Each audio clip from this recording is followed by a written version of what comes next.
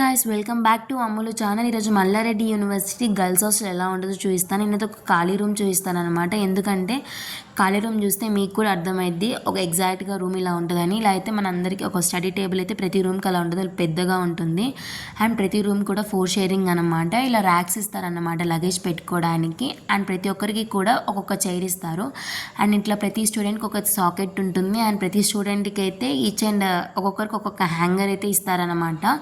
ఈ బట్టలు దండలు అనేది లాస్ట్ ఇయర్ వాళ్ళు కట్టుకున్నారనమాట. అండ్ చూసారు కదా, ఇదైతే లాకర్స్. సో ఇలా అయితే లాకర్ ఉంటుంది అనమాట. లోపల మనం ఏదైనా ప్రైవసీ పెట్టుకొని మనం లాక్ వేసుకొని వెళ్ళిపోవచ్చు. అండ్ వాష్రూమ్స్ అయితే బాతింగ్కి సపరేట్గా ఉంటుంది అండ్ లెటిన్ వాష్రూమ్ కూడా సపరేట్గా ఉంటుంది.